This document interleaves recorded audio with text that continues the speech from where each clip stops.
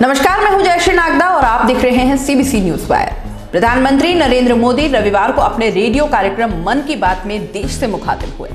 मन की बात कार्यक्रम का यह 63वां संस्करण है। प्रधानमंत्री ने कहा, आमतौर पर मन की बात में कई विषयों को लेकर आता हूं। आज दुनिया भर में कोरोना संकट की चर्चा है, ऐसे में दूसरी बातें करना उचित नहीं होगा। कुछ ऐसे फैसले लेने पड़े हैं जिनमें गरीबों को परेशानी हुई।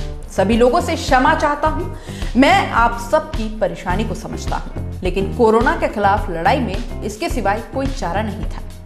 इसी का ऐसा करने का मन नहीं करता, लेकिन मुझे आपके परिवार को सुरक्षित रखना है, इसलिए दोबारा क्षमा मांगता हूं। 24 मार्च को मोदी ने देश के नाम संबोधन में 21 दिन तक पूरे देश में लॉकडाउन का ऐलान किया था। 22 मार्च को मोदी की अपील पर देश भर में जनता कर्फ्यू था, लेकिन शाम को कई स्थानों पर लोग सड़कों पर देखे गए थे।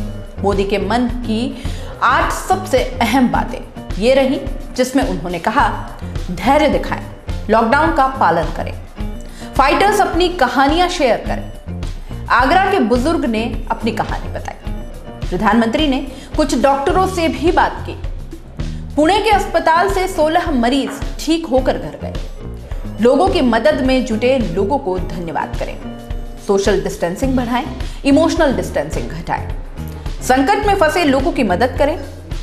आइए मोदी के मन की बात के कुछ खास अंश भी सुन लेते हैं।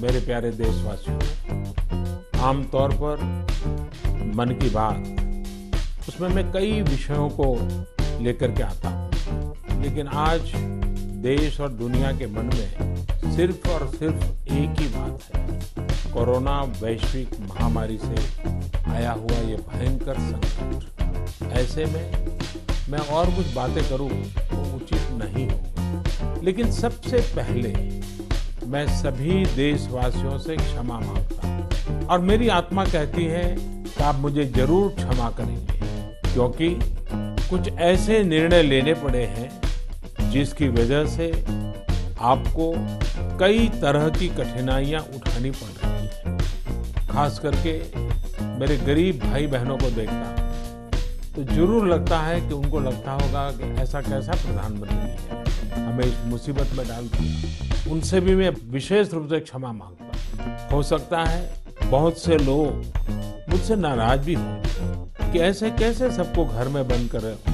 मैं आपकी दिक्कतें समझता हूं, आपकी परेशानी भी समझता हूं, लेकिन भारत जैसे 130 करोड़ की आबादी वाले देश को कोरोना के खिलाफ लड़ाई के लिए एक कदम उठाए बिना कोई रास्ता नहीं था। कोरोना के खिलाफ लड़ाई जीवन और मृत्यु के बीच की लड़ाई है और इस लड़ाई में हमें जीतना है, और इसीलिए ये कठोर कदम उठाने बहुत आवश्यक थे। किसी का मन नहीं करता है ऐसे कदमों के लिए, लेकिन दुनिया के हालात देखने के बाद लगता है कि यही एक रास्ता बचा है।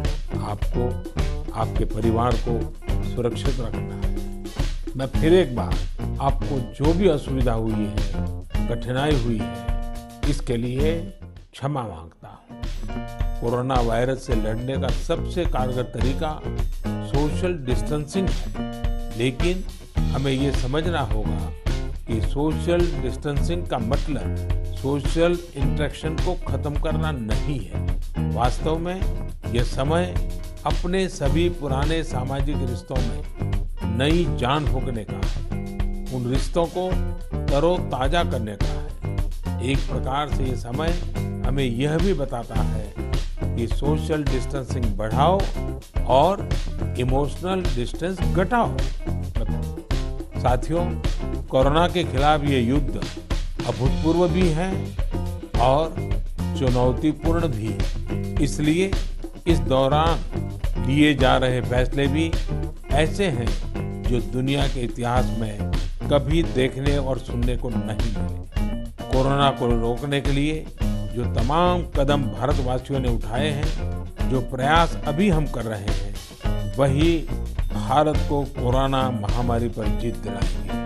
एक एक भारतीय का संयम और संकल्प ही हमें मुश्किल स्थिति से बाहर निकालेगा। साथ साथ गरीबों के प्रति हमारी संवेदनाएं और अधिक तीव्र होनी चाहिए। हमारी मानवता का वास इस बात में है कि कहीं भर भी कोई गरीब, दुखी, भूखा नजर आता है तो इस संकट की घड़ी में हम पहले उसका पेट भरेंगे, उसका जरूरत की चिंता करेंगे और ये हिंदुस्तान कर सकता है। सीबीसी न्यूज वायर की ये खबर आपको कैसी लगी? नीचे कमेंट करके जरूर बताएं।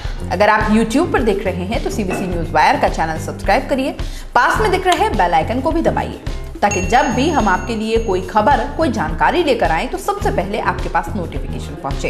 अगर आप Facebook पर देख रहे हैं तो सीबीसी वायर का पेज लाइक करिए। अगर आप Instagram पर देख रहे हैं तो आप हमें फॉलो कर सकते हैं। आपको बता दें कि सीबीसी न्यूज वायर आपको सही और सच्ची जानकारी देता है, खबरों में आपको आगे रखता है।